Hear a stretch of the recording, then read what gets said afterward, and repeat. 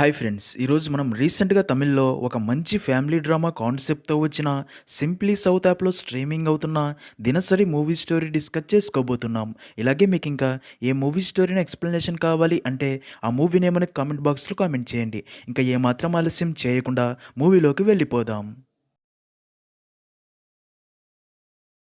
Movie start అవ్వగానే మన మూవీలో మెయిన్ క్యారెక్టర్ అయిన హీరో శక్తిని చూపిస్తారు. శక్తి ఫ్యామిలీలో తన పేరెంట్స్ ఇంకా అక్క ఉంటారు. అయితే ఒకరోజు శక్తి పేరెంట్స్ శక్తికి పెళ్లి చేయాలని ఫిక్స్ అయ్యి ఒక పెళ్లి సంబంధం చూసి ఆ అమ్మాయిని చూసుకోవడానికి శక్తి ఫ్యామిలీ ఆ అమ్మాయి ఇంటికి వెళ్తారు. అలా ఆ అమ్మాయిని చూశాక శక్తి ఆ అమ్మాయితో ఒంటరిగా మాట్లాడాలని చెప్పి అలా టెర్రస్ పైకి వెళ్ళి శక్తి ఆ అమ్మాయితో మాట్లాడుతూ ఉంటాడు. ఇదిలా ఉంటే శక్తి ఆ అమ్మాయితో ఒంటరిగా కలిసి మాట్లాడడానికి వెళ్ళడంతో శక్తి పేరెంట్స్ ఫుల్‌గా టెన్షన్ పడతారు. శక్తి అమ్మా నాన్న మాట్లాడుకునే దాన్ని బట్టి ఇక్కడే మనకు తెలిసే విషయం ఏంటంటే శక్తికి పెళ్లి చేయాలి అని తన పేరెంట్స్ దీనికంటే ముందు 7 పెళ్లి సంబంధాలు చూడగా శక్తి ఆ 7 మంది అమ్మాయిల్ని కూడా రిజెక్ట్ చేసి ఉంటాడు. అందుకే శక్తి ఈ అమ్మాయిని కూడా ఎక్కడ రిజెక్ట్ చేస్తాడో అని శక్తి పేరెంట్స్ ఫుల్గా టెన్షన్ పడుతూ ఉంటారు. మరోపక్క శక్తి ఆ అమ్మాయితో మాట్లాడుతూ నువ్వు జాబ్ చేస్తున్నావు కదా, నీ శాలరీ ఎంత అని అడగ్గా దానికి ఆ అమ్మాయి 30,000 అని చెప్తుంది. అది విన్న శక్తి ఇంకా ఏమాత్రం ఆలస్యం చేయకుండా ఆ అమ్మాయిని కూడా రిజెక్ట్ చేసి తన పేరెంట్స్ దగ్గరికి వచ్చి అదే విషయం చెప్పి అక్కడ నుండి వెళ్ళిపోతారు. నిజానికి శక్తి అమ్మాయిలను ఎందుకు రిజెక్ట్ చేస్తూ ఉంటాడు అంటే శక్తి తను పెళ్లి చేసుకోబోయే అమ్మాయిలకి శాలరీ తనకంటే ఎక్కువ లేదా తన శాలరీకి సమానంగా అయినా సంపాదించాలి అని అలాంటి అమ్మాయి కోసమే ఎదురు చూస్తూ ఉంటాడు. ఇంకా శక్తి ఒక ఐటీ కంపెనీలో జాబ్ చేస్తూ నెలకి 1,00,000 శాలరీ తీసుకుంటూ ఉంటాడు. ఇంకా అప్పుడే శక్తితో తన ఫాదర్ అసలు నీకంటే ఎక్కువ సంపాదించే అమ్మాయే భారీగా రావాలని ఎందుకు కోరుకుంటున్నావు? నిన్ను నీ ఫ్యామిలీని బాగా చూసుకునే అమ్మాయి వద్దా?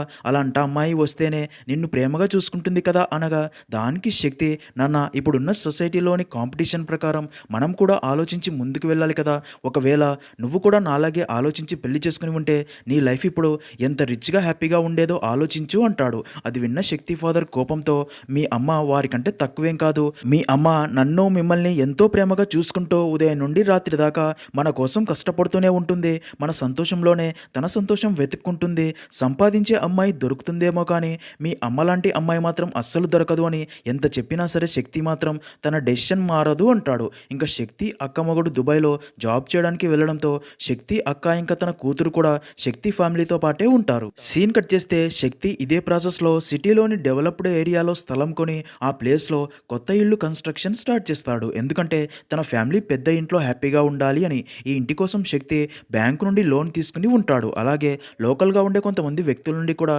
డబ్బు తీసుకుని ఉంటాడు. ఒకరోజు ఆ కన్స్ట్రక్షన్ జరుగుతున్న ఇంటిని తన పేరెంట్స్కి చూపించగా ఆ ఇంటిని చూసిన తన పేరెంట్స్ కూడా చాలా హ్యాపీగా ఫీల్ అవుతారు. కానీ శక్తితో తన ఫాదర్ మన పాత ఇల్లు కూడా బాగానే ఉంది కదరా, ఇంత అర్జెంటుగా ఇప్పుడు ఈ కొత్త ఇల్లు ఎందుకు అని అడగ్గా దానికి శక్తి ఇంకా ఎన్ని రోజులు ఆ పాత ఇంట్లోనే ఉండాలి, మన స్టేటస్కి తగ్గట్టు మన ఇల్లు కూడా ఉండాలి కదా, బ్యాంక్ లోన్ గురించి మీరేం టెన్షన్ పడకండి, అదంతా నేను చూసుకుంటాను అని చెప్తాడు. నెక్స్ట్ సీన్లో శక్తి దగ్గరికి మనోజ్ అనే డబ్బు ఇన్వెస్ట్మెంట్ కంపెనీ ఏజెంట్ వచ్చి నీకు ఒక గుడ్ న్యూస్ శక్తి, నువ్వు మా కంపెనీలో డబ్బు ఇన్వెస్ట్మెంట్ చేసి 4 సంవత్సరాలు కంప్లీట్ అవ్వడం వల్ల నువ్వు ఇన్వెస్ట్ చేసిన డబ్బుకి ఇంట్రెస్ట్ 12% నుండి 18%కి పెరిగింది అని చెప్పడంతో అది విన్న శక్తి కూడా చాలా హ్యాపీగా ఫీల్ అవుతాడు. అయితే అప్పుడే మనోజ్ శక్తితో ఇప్పుడు నువ్వు మా ప్రీమియర్ కస్టమర్ కాబట్టి నీకు ఒక స్పెషల్ ఆఫర్ కూడా ఉంది, నువ్వు ఇప్పుడు ₹1,00,00,000 ఇన్వెస్ట్ చేస్తే 3 సంవత్సరాల్లోనే ఆ డబ్బు డబుల్ అవుతుంది అని చెప్పగా దానికి శక్తి నేను 30 నుండి 50 లక్షలకు మించి ఇన్వెస్ట్ చేయలేను, అంత డబ్బు నా దగ్గర లేదు అని చెప్తాడు. దానికి మనోజ్ దీనికోసం నా దగ్గర ఒక ఐడియా కూడా ఉంది, నేను 4 వేరు బ్యాంక్స్ నుండి నీకు 25 లక్షల చొప్పున లోన్ ఇప్పించే ఏర్పాటు చేస్తా, ఆ డబ్బు నువ్వు మా కంపెనీలో ఇన్వెస్ట్ చెయ్యి అంటాడు. అది విన్న శక్తి కూడా ముందు వెనక ఆలోచించకుండా డబ్బు డబుల్ అవుతుంది అనే ఆశతో ఓకే అని చెప్తాడు. ఇదిలా ఉంటే మరో పక్క శక్తి పేరెంట్స్ తన కోసం మరొక పెళ్లి సంబంధం చూస్తారు. అయితే ఈసారి ఆ అమ్మాయికి శాలరీ 2 లక్షలు అని తెలియడంతో శక్తి కూడా ఈ పెళ్లి సంబంధానికి ఓకే చెప్పి మరుసటి రోజు ఉదయం ఆ అమ్మాయిని చూసుకోవడానికి ఆ అమ్మాయి ఇంటికి బయలుదేరబోగా అదే టైంకే శక్తికి తన ఆఫీస్ నుండి ఫోన్ చేసి ఒక అర్జెంట్ వర్క్ ఉంది రమ్మని చెప్పడంతో శక్తి ఆఫీస్కి వెళ్ళక తప్పదు. దాంతో శక్తి అదే విషయం తన పేరెంట్స్ అండ్ అక్కకి చెప్పి మీరు వెళ్ళి అమ్మాయిని చూడండి, కానీ నా కండిషన్స్ అన్నీ తెలుసు కదా, ఇంకా ఆ అమ్మాయి ఎలా ఉన్నా సరే నాకు పర్లేదు అని చెప్పి పంపుతాడు. ఇంకా అలా శక్తి ఫ్యామిలీ అందరూ ఆ అమ్మాయి ఇంటికి చేరుకుంటారు. సీన్ కట్ చేస్తే శక్తి ఫ్యామిలీ ఆ అమ్మాయి ఇంటికి చేరుకోగా ఆ అమ్మాయి అంకుల్ శక్తి ఫ్యామిలీకి ఆ అమ్మాయిని పరిచయం చేస్తాడు. ఆ అమ్మాయి పేరు శివాని. ఇక్కడే మనకు తెలిసే ఒక విషయం ఏంటంటే శివాని అమ్మ అమెరికన్, నాన్న ఇండియన్. అందుకే శివాని చాలా అందంగా ఉంటుంది. శివాని అండ్ తన పేరెంట్స్‌తో పాటు న్యూ జెర్సీలో హ్యాపీగా ఉండగా ఒకరోజు జరిగిన 2 గ్యాంగ్స్ వార్స్ మధ్య దాడిలో శివాని పేరెంట్స్ చనిపోయి ఉంటారు. ఇంకా అప్పటి నుండి శివానికి తన అంకుల్ తప్ప ఎవరూ ఉండకపోవడంతో ఇండియాకు వచ్చి ఇప్పుడు శివాని తన అంకుల్ దగ్గరే ఉంటుంది. ఇంకా శివాని శక్తి పేరెంట్స్‌కి కూడా బాగా నచ్చి శక్తి కండిషన్స్ తనకి చెప్పాలి అనుకోగా వారికంటే ముందే శివాని వారితో నేను పెళ్లి తర్వాత జాబ్ చెయ్యను అని ఇదే నా కండిషన్ అని చెప్తుంది. ఆ మాట వినగానే శక్తి ఫాదర్ అండ్ అక్క ఇంకా ఈ సంబంధం కూడా క్యాన్సిల్ అయినట్టే అనుకుంటారు. అయితే శక్తి అమ్మకి మాత్రం శివాని బాగా నచ్చడంతో ఏం పర్లేదు తల్లి, నా కొడుకు బాగా సంపాదిస్తున్నాడు, తనే ఫ్యామిలీని బాగా చూసుకుంటాడు, మాకు ఈ పెళ్లి సంబంధం ఓకే అని చెప్తుంది. అది విన్న శక్తి నాన్న అండ్ అక్క షాక్ అయ్యి నువ్వేం మాట్లాడుతున్నావో తెలుసా అని తనని ఆపాలి అని చూసినా సరే అంతా నేను చూసుకుంటానులే అంటుంది. ఎందుకంటే ప్రతి సంబంధాన్ని ఇలాగే క్యాన్సిల్ చేసుకుంటూ పోతే నా కొడుక్కి ఇంకా పెళ్ళి ఎప్పుడవుతుంది అని చెప్తుంది. అలా ఆ పెళ్లి ఫిక్స్ చేసుకుని శక్తి ఫ్యామిలీ ఇంటికి తిరిగి వస్తారు. నెక్స్ట్ సీన్లో అలా ఇంటికి వచ్చిన శక్తి ఫ్యామిలీ శక్తితో అమ్మాయి చాలా అందంగా ఉంది, తన శాలరీ కూడా 2 లక్షలు అని చెప్పడంతో అది విన్న శక్తి చాలా హ్యాపీగా ఫీల్ అవుతాడు. ఎందుకంటే తను కోరుకున్న అమ్మాయి దొరికింది అని. అప్పుడే తన ఫాదర్ శక్తితో చూడు శక్తి, నీకు డబ్బే ముఖ్యమా, ప్రేమ ఆప్యాయత ఇవేం అవసరం లేదా అని అడగ్గా దానికి శక్తి డబ్బుంటే అవన్నీ ఆటోమేటిక్గా వస్తాయి కదా అంటాడు. అది విన్న శక్తి ఫాదర్ ఈ కాలం వారికి డబ్బే జీవితం అయిపోయింది అనుకుంటాడు. అప్పుడే శక్తి తన అమ్మని శివాని ఫోన్ నెంబర్ అలాగే సోషల్ మీడియా ఐడీస్ కనుక్కొని చెప్పమని అడగ్గా దానికి తన అమ్మ శివాని చాలా సింపుల్గా ఉంటుంది, అందుకే కీప్యాడ్ ఫోన్ మాత్రమే యూజ్ చేస్తుంది, తనకి వాట్సాప్ లేదు అలాగే సోషల్ మీడియాలో కూడా అస్సలు లేదు, తను మొదట నేను డైరెక్ట్గా మాత్రమే కలుస్తా అని చెప్పింది, తనని కలిసినప్పుడు నువ్వే తన ఫోన్ నెంబర్ అడిగి తీసుకో అని చెప్తుంది. అదంతా వింటున్న అక్కడే ఉన్న శక్తి అక్క తనతో నువ్వు ఇప్పటిదాకా 8 మంది అమ్మాయిల్ని రిజెక్ట్ చేసావు కదా, నీలాగే ఆ అమ్మాయి కూడా 10 మంది అబ్బాయిల్ని రిజెక్ట్ చేసిందంట, అందుకే తనని కలిసినప్పుడు జాగ్రత్తగా ఆలోచించి మాట్లాడు, పొరపాటున కూడా తన శాలరీ గురించి అడగొద్దు, ఎందుకంటే తనకి నువ్వు తన శాలరీ చూసే పెళ్లి చేసుకుంటున్నావని తెలిస్తే తనే ఈ పెళ్లి రిజెక్ట్ చేసే ఛాన్స్ ఉంది అని చెప్తుంది. అది విన్న శక్తి నేనేమైనా పిచ్చోడినా మళ్ళీ తన శాలరీ గురించి అడగడానికి, తన శాలరీ గురించి నాకు ఆల్రెడీ తెలుసు కదా అని చెప్పి నవ్వుతాడు. నిజానికి శక్తి అమ్మ అండ్ అక్క ఎలాగైనా శక్తికి పెళ్లి చేయాలని ఫిక్స్ అయ్యి శివాని తను పెళ్ళయ్యాక జాబ్ మానేస్తా అని చెప్పిన నిజం మాత్రం శక్తికి చెప్పకుండా దాస్తారు. ఈ విషయం తెలియని శక్తి తను కోరుకున్న 2 లక్షల శాలరీ వచ్చే అమ్మాయి భార్య కాబోతుందని చాలా హ్యాపీగా ఫీల్ అవుతాడు. సీన్ కట్ చేస్తే మరుసటి రోజు శక్తి వెళ్ళి శివానిని కలిసి శాలరీ గురించి మాత్రం అడగకుండా క్యాజువల్గా మాట్లాడుకుంటారు. అలా ఇద్దరు ఒకరికొకరు నచ్చి ఓకే అనుకోవడంతో వారి పేరెంట్స్ శక్తి అండ్ శివానికి గ్రాండ్గా పెళ్లి చేస్తారు. ఇంకా శోభనం రోజు రాత్రి శక్తి అండ్ శివాని మాట్లాడుకుంటూ ఉండగా అప్పుడే శక్తి శివానికి తను అండ్ తన వైఫ్ శాలరీస్తో లైఫ్ ఎలా ప్లాన్ చేయాలి, ఫ్యూచర్ ఎలా ఉండాలి అని తను రెడీ చేసిన ప్రజెంటేషన్ మొత్తం చూపిస్తాడు. అది చూసిన శివానికి ఏమీ అర్థం కాక అయినా అసలు ఇదంతా నాకు ఇప్పుడు ఎందుకు చూపిస్తున్నావు, నేను ఆల్రెడీ మీ ఫ్యామిలీతో చెప్పాను కదా పెళ్లి తర్వాత నేను జాబ్ చెయ్యను అని, మీ అమ్మ కూడా నా కండిషన్స్కి ఓకే చెప్పింది అని చెప్పగా అది విన్న శక్తి మైండ్ బ్లాక్ అయ్యి అసలు నిజం తెలిసి అయితే తన అమ్మకి ఈ నిజం ముందే తెలిసినా సరే తనకి చెప్పకుండా ఈ పెళ్లి చేసింది అని బయటికి వచ్చి తన అమ్మ అండ్ అక్క మీద నా జీవితం నాశనం చేశారు అని చెప్పి చాలా సీరియస్ అవుతాడు. అది చూసిన తన ఫాదర్ శక్తితో జీవితంలో ఎప్పుడూ డబ్బే ముఖ్యం కాదురా, నువ్వు ఏ స్టేటస్ అయితే సొసైటీకి చూపించాలి అనుకుంటున్నావో దానివల్ల నీకు ఎలాంటి ఉపయోగం ఉండదు అని ఎంత చెప్పినా సరే శక్తికి తన ఫాదర్ మాటలు అస్సలు నచ్చవు. అలా కోపంతో తన రూమ్లోకి వెళ్ళిపోతాడు. ఇంకా అదంతా చూసిన శివానికి కూడా శక్తి తన శాలరీ చూసే తనని పెళ్లి చేసుకున్నాడు అని అర్థమవుతుంది. నెక్స్ట్ సీన్లో మరుసటి రోజు ఉదయం శివాని అందరి కోసం కాఫీ రెడీ చేసి ఇస్తుంది. అది చూసిన శక్తి ఫ్యామిలీకి శివానికి ఇంటి పనులన్నీ బాగా వచ్చు అని హ్యాపీగా ఫీల్ అవుతారు. అందుకే చాలా సంతోషంతో శివాని చేసిన కాఫీ తాగి అందరూ ఒక్కసారిగా షాక్ అవుతారు. ఎందుకంటే శివాని కాఫీలో చక్కెరకి బదులు ఉప్పు వేసి ఉంటుంది కాబట్టి. దాంతో శివాని కుకింగ్ స్కిల్స్ గురించి శక్తి ఫ్యామిలీకి క్లియర్గా అర్థమవుతుంది. ఇంకా టిఫిన్స్ కూడా నార్మల్గా కాకుండా డిఫరెంట్గా తయారు చేస్తూ ఉంటుంది. అదంతా చూస్తున్న శక్తి ఫ్యామిలీకి శివానికి అసలు వంటలు రావు అని క్లారిటీ వస్తుంది. ఇంకా అలా శక్తి తన ఆఫీస్కి వెళ్ళి తన కొలీగ్స్కి జరిగిందంతా చెప్పి నేను ఎలాంటి వైఫ్ కావాలి అని ఆశపడ్డానో అలాంటి వైఫ్ నా జీవితంలోకి వచ్చింది అనుకున్నా, కానీ పెళ్లి తర్వాత తను 2 లక్షల శాలరీ వచ్చే జాబ్ మానేసిందే, ఇంకా తన వంటలు తింటే వాంతులు చేసుకోవాల్సిందే, నా లైఫ్ ఇలా నాశనం అవుతుందని అస్సలు అనుకోలేదు అని చెప్పి ఫీల్ అవ్వగా అదంతా విన్న శక్తి ఫ్రెండ్స్ తన లంచ్ క్యారియర్ బాక్స్ తీసుకుని ఫుడ్ తిని ఇంత అద్భుతంగా వంటలు చేస్తే బాగా చేయలేదు అంటావేంట్రా అంటారు. దాంతో శక్తి కూడా ఆ ఫుడ్ తిని చూడగా నిజంగానే ఆ ఫుడ్ చాలా బాగుంటుంది. దాంతో షాక్ అయిన శక్తి వెంటనే తన అమ్మకి ఫోన్ చేసి ఈరోజు లంచ్‌కి ఫుడ్ నువ్వు చేశావా అని అడగ్గా దానికి తన అమ్మ నేను కాదురా నీ భార్యనే చేసింది అనడంతో వెంటనే తన భార్యకి ఫోన్ చేసి ఈరోజు లంచ్‌కి ఫుడ్ అంత బాగా చేశావు మరి నిన్న ఎందుకు అంత చండాలంగా చేశావని అడగ్గా దానికి శివాని నేను మొదటగానే ఫుడ్ మంచిగా చేసి ఉంటే నా ఫుడ్‌ని మెచ్చుకునేవారే కాదు కదా! ఎందుకంటే చెడు గుర్తున్నంతగా మంచి గుర్తుండదు. అందుకే మొదట ఫుడ్ సరిగ్గా చేయలేదు. ఇప్పుడు మీరు ఆ ఫుడ్ తినటం వల్లే ఇప్పుడు నేను చేసిన ఫుడ్ మీకు నచ్చింది కదా అంటుంది. అది విన్న శక్తి కూడా నిజమే అనుకుంటాడు. అయితే శక్తి ఏం చేసైనా సరే తన భార్య శివానీని జాబ్‌కి వెళ్ళేలా ఒప్పించాలి అని ఫిక్స్ అవుతాడు. అందుకే శివానీతో చాలాసార్లు ఇదే విషయం గురించి చెప్తూ ఉంటాడు. కానీ శివాని కూడా తనకి జాబ్ చేయడం ఇష్టం లేదు అని ఇంకోసారి ఈ విషయం గురించి మాట్లాడకండి అని చెప్తూ ఉంటుంది. అలా కొన్ని రోజులు గడిచిపోతాయి. సీన్ కట్ చేస్తే ఒకరోజు శక్తి కాలేజ్ ఫ్రెండ్ తన కూతురు బర్త్‌డే ఫంక్షన్‌కి ఇన్వైట్ చేయడంతో శక్తి తన భార్య శివానీని తీసుకుని ఆ బర్త్‌డే ఫంక్షన్‌కి వెళ్తాడు. అయితే ఇక్కడే ట్విస్ట్ ఏంటంటే శక్తి ఫ్రెండ్ భార్య ఎవరో కాదు. మూవీ స్టార్టింగ్‌లో శక్తి పెళ్లి చూపులకు వెళ్ళి తనకి 30,000 మాత్రమే శాలరీ అని రిజెక్ట్ చేసిన అదే అమ్మాయి. ఆ అమ్మాయిని చూసిన శక్తి షాక్‌లో ఉండగా ఆ అమ్మాయి శక్తిని చూసి తన దగ్గరికి వచ్చి తన గురించి తెలుసుకోగా శక్తి ఇప్పుడు పెళ్లి చేసుకున్న భార్య ఎలాంటి జాబ్ చెయ్యట్లేదు అని తను హౌస్ వైఫ్ మాత్రమే అని తెలిసి డబ్బంటే అత్యాశ ఉండే శక్తికి ఇలాగే కావాలి అని చెప్పి చాలా హ్యాపీగా ఫీల్ అవుతుంది. దాంతో శక్తి అదంతా చూస్తూ ఇంకా అక్కడ ఉండలేక తన భార్య శివానిని తీసుకుని బైక్‌పై ఇంటికి బయలుదేరుతాడు. శక్తికి ఉన్న కోపం మొత్తం శివాని మీద చూపిస్తాడు. అలాగే శివానిని ఇప్పటికైనా జాబ్ చేయమని అంటాడు. కానీ శివాని జాబ్ చెయ్యను అంటుంది. అలా ఇద్దరి మధ్య ఇదే విషయమై గొడవ స్టార్ట్ అవుతుంది. నిజానికి శివాని తను పెళ్లి చేసుకుని తన ఫ్యామిలీని చూసుకుంటూ హ్యాపీగా ఉండాలి అనే ఇండియాకి వచ్చి ఉంటుంది. అలా ఇద్దరు గొడవ పడుతూ ఇంటికి రావటం శక్తి ఫాదర్ చూసి తనకి విషయం అర్థమై శక్తితో డబ్బు జీవితం ఒకటి కాదురా, డబ్బే జీవితంలో ఎప్పుడూ బ్రతకకూడదు. జీవితంలో డబ్బు ఒక పార్ట్ మాత్రమే.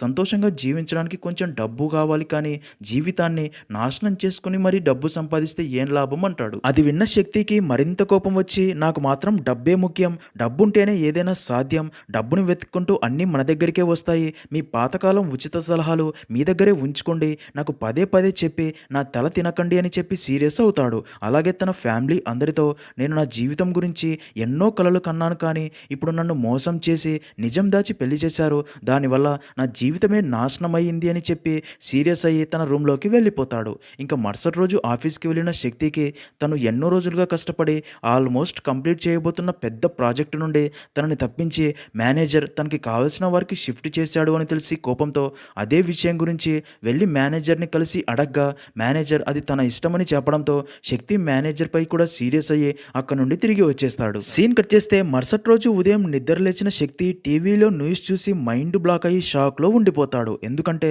డబుల్ ప్రాఫిట్ వస్తుంది అనే అత్యాశతో శక్తి 4 బ్యాంకులలో లోన్ తీసుకుని మరి ₹1,00,00,000 ఇన్వెస్ట్ చేసిన కంపెనీ ఫ్రాడ్ కంపెనీ అని కంపెనీ బోర్డు తిప్పేసింది అని చూపిస్తూ ఉంటారు. అది చూసిన శక్తి షాక్లో నుండి కోలుకొని వెంటనే ఆ కంపెనీలో పనిచేసే ఏజెంట్ మనోజ్కి ఫోన్ చేయగా తనకి కూడా ఫోన్ కనెక్ట్ అవ్వదు. దాంతో ఫుల్గా టెన్షన్ పడుతూ మనోజ్ దగ్గరికి వెళ్ళగా అప్పటికే పోలీసులు తనని అరెస్ట్ చేసి ఆ కంపెనీ ఓనర్ కోసం వెతుకుతున్నామని చెప్తారు. అది చూసిన శక్తికి తన డబ్బు మొత్తం పోయినట్లే అని చెప్పి చాలా ఫీల్ అయ్యి అక్కడ నుండి తిరిగి వచ్చేస్తాడు. ఇంకా అదే ఆలోచిస్తూ శక్తి ఆఫీస్కి రాగా శక్తి ఏదైతే కంపెనీలో డబ్బు ఇన్వెస్ట్ చేశాడో అదే కంపెనీలో తన కొలీగ్ భాస్కర్ కూడా 10 లక్షలు ఇన్వెస్ట్ చేసి ఉంటాడు. అయితే ఇప్పుడు ఆ డబ్బుతో ఆ కంపెనీ వారు పారిపోయారు అని తెలిసి అది తన కూతురు ఫ్యూచర్ కోసం ఇన్వెస్ట్ చేసిన డబ్బు అని తను ఇంకా మోసపోయాను అనే బాధతో పై ఫ్లోర్ నుండి దూకి సూసైడ్ చేసుకుని చనిపోతాడు. అది చూసిన శక్తి అండ్ మిగతా వారందరూ చాలా ఎమోషనల్ అవుతారు. అయితే శక్తికి మరింత భయం మొదలవుతుంది. ఇదిలా ఉంటే శక్తి ఆఫీస్ మేనేజర్ శక్తి తన పై ఆఫీసర్స్కి కంప్లైంట్ ఇచ్చాడు అని కోపంతో ప్లాన్ ప్రకారం శక్తి ఇప్పుడు చేస్తున్న ప్రాజెక్ట్ డీటెయిల్స్ అన్నీ డబ్బు కోసం మరొక కంపెనీకి అమ్మేశాడు అని తనని జాబ్ నుండి తీసేస్తాడు. శక్తికి తను ఈ తప్పు చేయలేదు అని తెలిసినా సరే మేనేజర్ తన మీద రివెంజ్ కోసమే ఇలా చేశాడని అర్థమయ్యి బాధతో ఆఫీస్ నుండి ఇంటికి వస్తాడు. నెక్స్ట్ సీన్లో అలా శక్తి జరిగిందే ఆలోచిస్తూ ఇంటికి రాగా మరో పక్క అప్పటికే శక్తి భార్య అండ్ ఫ్యామిలీ హ్యాపీగా కబుర్లు చెప్పుకుంటూ పాటలు పాడుకుంటూ నవ్వుకుంటూ ఉంటారు. అది చూసిన శక్తికి ఆఫీస్లో జరిగిందంతా తలుచుకొని తన ఫ్రస్ట్రేషన్ మొత్తం తన భార్య అండ్ ఫ్యామిలీ మీద చూపిస్తాడు. శక్తి అలా బిహేవ్ చేయడం చూసి అందరూ షాక్ అయ్యి తను ఇలా ఎందుకు ప్రవర్తిస్తున్నాడో అర్థం కాక చాలా ఫీల్ అయ్యి అందరూ తమ రూమ్స్లోకి వెళ్ళిపోతారు. అలా 2-3 రోజులు గడిచిపోతాయి. ఇంకా మంత్ స్టార్ట్ అవ్వడంతో శక్తికి జాబ్ పోయింది కాబట్టి 4 బ్యాంక్స్కి కట్టాల్సిన ఈఎంఐలు కట్టలేకపోతాడు. దాంతో బ్యాంకు వాళ్ళు ఇంకా అప్పు తీసుకున్న రౌడీ మనుషులు డబ్బు కోసం శక్తికి కంటిన్యూ కంటిన్యూస్గా కాల్స్ చేస్తూ ఉంటారు. కానీ శక్తి దగ్గర డబ్బు లేక కాల్స్ కూడా లిఫ్ట్ చేయడు.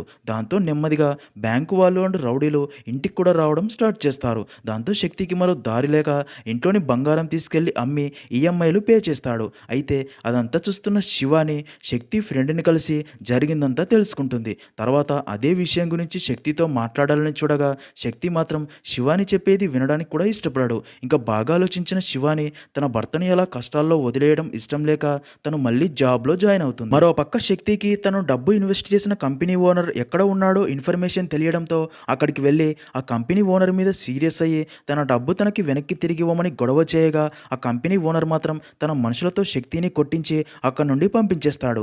దాంతో శక్తి ఒక లాయర్ని తీసుకొని పోలీస్ స్టేషన్కి వెళ్ళి ఫ్రాడ్ చేసిన ఆ కంపెనీ ఓనర్పై కేసు ఫైల్ చేయాలి అనుకుంటాడు.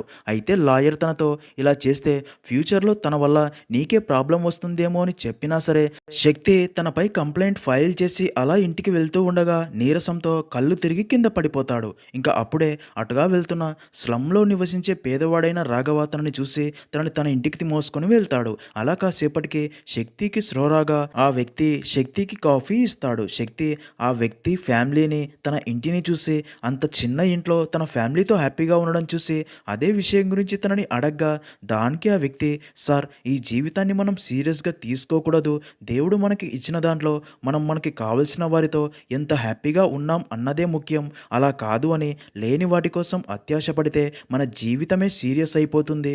ఉన్న వాటితో అడ్జస్ట్ అవుతూ హ్యాపీగా బ్రతకడమే జీవితం అని చెప్తాడు. అదంతా విన్న శక్తికి అసలు జీవితం అంటే ఏంటో ఇప్పటిదాకా తను ఎలాంటి తప్పు చేశాడో అంతా అర్థమవుతుంది. సీన్ కట్ చేస్తే అలా శక్తి ఇంటికి వెళ్తూ ఒక గుడి దగ్గర నిలబడి దేవుడికి మొక్కుతూ ఉండగా అప్పుడే ఒక పిల్లవాడు తన ముందుకు వచ్చి దేవుడు ప్రతి మనిషికి అసలు జీవితం అంటే ఏంటో అర్థం కావడానికి జీవితంలో కష్టాలు సుఖాలు రెండూ ఎదుర్కొనేలా చేస్తాడు. ప్రతి ఒక్కరి జీవితంలో ఏది శాశ్వతంగా ఉండిపోదు. ఇప్పుడు నువ్వు కష్టాల్లో ఉన్నావు, తర్వాత సుఖాలు పొందుతావు. కష్టాలు సుఖాలు అనేవి జీవితంలో ఒక దాని తర్వాత ఒకటి వస్తూనే ఉంటాయి. వాటి గురించే ఆలోచిస్తూ అక్కడే ఆగిపోకూడదు. ఇప్పుడు నువ్వు కోల్పోయింది డబ్బు మాత్రమే కాదు, నీ ఫ్యామిలీ ప్రేమానురాగాలని కూడా. అందుకే వెళ్ళి ముందు నీ ఫ్యామిలీకి దగ్గరవ్వు అని శక్తికి తినడానికి ప్రసాదం ఇస్తాడు. అలా శక్తి ప్రసాదం తినేలోగా ఆ అబ్బాయి అక్కడి నుంచి మాయమైపోతాడు. దాంతో అదంతా చూసిన శక్తికి ఆ దేవుడే ఇలా తన రూపంలో వచ్చి తన కళ్ళు తెరిపించాడు అనుకుని నేరుగా ఇంటికి వెళ్ళగా అప్పటికే శక్తి బిహేవియర్కి భయపడిపోయిన అందరూ తను రాగానే భయంతో తమ రూమ్స్లోకి వెళ్ళిపోతారు. అది చూసిన శక్తి అందరినీ బయటికి రమ్మని పిలిచి ఈరోజు నేను మీ మీద కోప్పడ్డానికి ఇక్కడికి రాలేదు. నేను ఇన్ని రోజులు డబ్బే జీవితం అనుకుని నేను ఏమి కోల్పోయానో నాకు తెలిసింది. సారీ నాన్న, ఇన్ని రోజులు నువ్వు నా మంచి కోసమే చెప్తున్నావు అని గ్రహించలేకపోయాను. ఇంకా థ్యాంక్ యూ అమ్మా, నువ్వు నా గురించి ఆలోచించి శివానితో నా పెళ్లి జరిగేలా చేసినందుకు. అయినా తల్లి తప్ప తన బిడ్డ గురించి ఎవరు ఆలోచిస్తారులే అంటాడు. ఇంకా తన అక్కకి కూడా థ్యాంక్స్ చెప్తాడు. ఎందుకంటే నా చిన్నతనం నుండి నా చెయ్యి పట్టుకొని నడిపించావు, గాయమైతే నువ్వు బాధపడి నాకు కట్టుకట్టి నొప్పు తగ్గించావు అంటాడు. ఇంకా చివరిగా తన భార్యకి కూడా థ్యాంక్స్ చెప్తాడు. ఎందుకంటే తను శివానిని తన శాలరీ చూసే పెళ్లి చేసుకున్నప్పటికీ ఇప్పుడు తను అన్ని కష్టాల్లో ఉన్నప్పటికీ కూడా తనని వదిలి వెళ్లకుండా తన కోసం నిలబడి తన మీద నమ్మకం ఉంచినందుకు అని అలా అందరికీ థ్యాంక్స్ చెప్పి శక్తి చాలా ఎమోషనల్ అవుతాడు. అదంతా విన్న తన ఫ్యామిలీ అందరూ శక్తి మారిపోయాడనే నమ్మకంతో తన ఫ్యామిలీ అందరూ బయటికి వచ్చి శక్తిని ఓదారుస్తారు. సీన్ కట్ చేస్తే శక్తి జాబ్ చేసే ఆఫీస్ బాస్కి మేనేజర్ శక్తి మీద కోపంతోనే కావాలని ప్రాజెక్ట్ డీటెయిల్స్ వేరే కంపెనీకి లీక్ చేశాడు అని జాబ్లో నుండి తీసేశాడు అన్న నిజం తెలిసి మేనేజర్ని జాబ్లో నుండి తీసేసి శక్తిని మళ్ళీ జాబ్లో జాయిన్ చేసుకుంటారు. దాంతో శక్తి చాలా హ్యాపీగా ఫీల్ అయ్యి మళ్ళీ జాబ్కి వెళ్ళడం స్టార్ట్ చేస్తాడు. మరుసటి రోజు ఉదయం శివాని శక్తితో తనని కూడా తన ఆఫీస్ దగ్గర బైక్పై డ్రాప్ చేయమని అడగ్గా శక్తి తనతో నీకు ఇష్టం లేకుంటే నువ్వు జాబ్ మానేయి, అంతా నేను చూసుకుంటాను అనగా దానికి శివాని అన్ని ప్రాబ్లమ్స్ సాల్వ్ అయ్యాక మానేస్తా అంటుంది. అదే టైంకే దుబాయ్ నుండి శక్తి అక్క మొగుడు వస్తాడు.